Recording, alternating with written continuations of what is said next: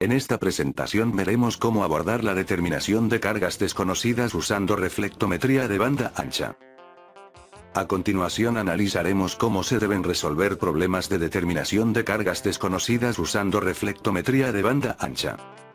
Vamos a considerar solamente los casos más básicos de cargas desconocidas: resistiva pura, capacitiva pura, inductiva pura, RC serie, RC paralelo, RL serie y RL paralelo. En una próxima presentación se analizará otro tipo de combinaciones. En este mapa conceptual se muestra el esquema de razonamiento que vamos a aplicar para determinar cargas desconocidas. Partiremos analizando el caso de que en el osciloscopio se vea un escalón, lo que indica que la carga es resistiva pura. Si no hay exponencial y se aprecia un escalón en el osciloscopio, la carga es resistiva pura de valor R. En esta figura se muestra lo que se vería en el osciloscopio. Se miden el voltaje incidente E sub I y el voltaje del escalón E sub T. A partir de ello, se puede calcular R a partir de la expresión mostrada. En la figura contigua se muestra la relación entre el valor de R y la forma del escalón. A continuación analizaremos la situación de exponencial creciente, que corresponde a carga con componente reactiva capacitiva. Para determinar el tipo de conexión hay que fijarse en los siguientes parámetros: el voltaje incidente E sub I, el voltaje en el inicio de la exponencial E sub TT, el voltaje en el final de la exponencial E sub T infinito, y la constante de tiempo de la exponencial tau.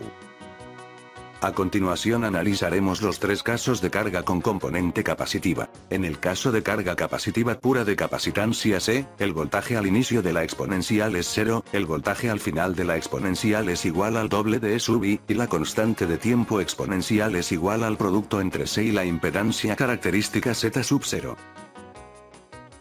En el caso de carga RC serie, el voltaje al inicio de la exponencial tiene un valor dependiente de R, el voltaje al final de la exponencial es igual al doble de E sub I, y la constante de tiempo exponencial es igual al producto entre C y la suma entre Z sub 0 y R. En el caso de carga RC paralelo, el voltaje al inicio de la exponencial es 0, el voltaje al final de la exponencial tiene un valor dependiente de R, y la constante de tiempo exponencial es igual a C, multiplicado por el producto entre Z sub 0 y R, dividido por la suma entre Z sub 0 y R. Así, en el caso de la capacitancia pura, podemos determinar el valor de C a partir de la expresión para la constante de tiempo exponencial. En el caso de la carga RC serie, podemos determinar R a partir de la expresión del voltaje al inicio de la exponencial, para luego determinar el valor de C a partir de la expresión para la constante de tiempo exponencial.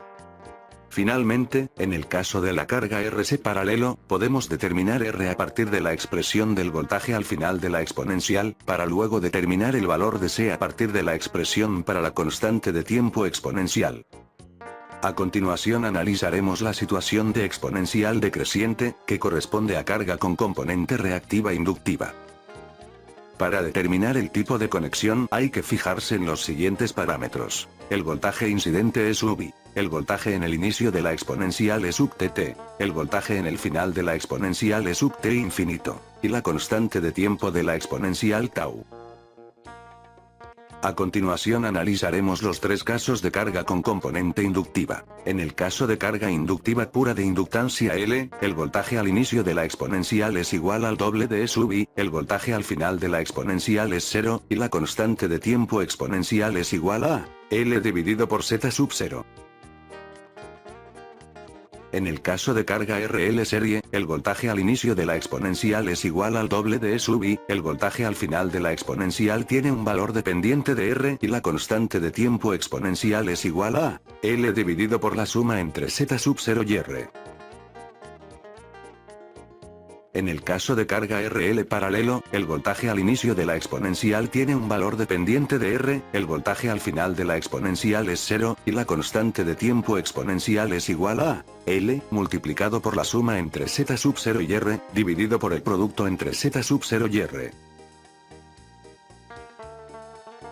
Así, en el caso de la inductancia pura, podemos determinar el valor de L a partir de la expresión para la constante de tiempo exponencial. En el caso de la carga RL serie, Podemos determinar R a partir de la expresión del voltaje al final de la exponencial, para luego determinar el valor de L a partir de la expresión para la constante de tiempo exponencial.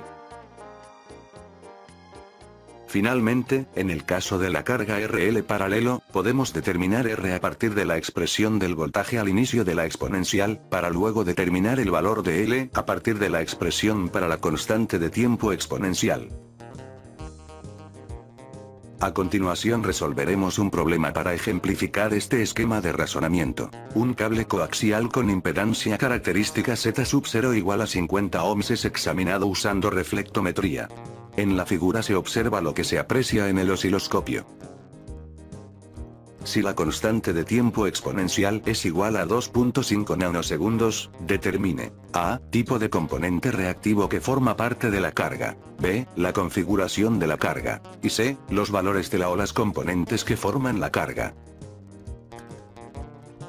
Como en la figura hay una exponencial decreciente, tenemos una carga con componente reactiva inductiva.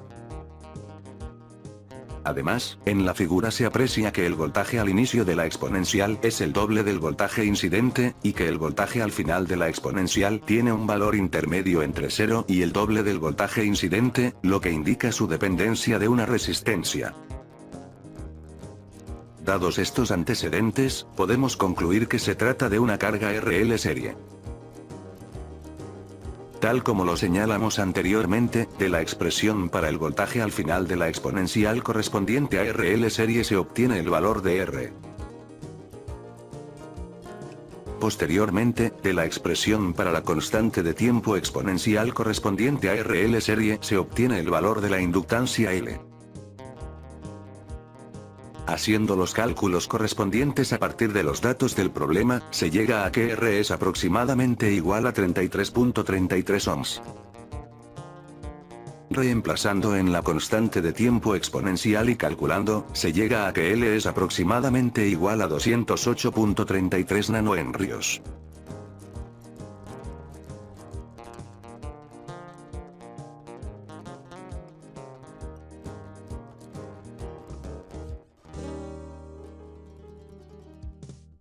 Muchas gracias por su atención.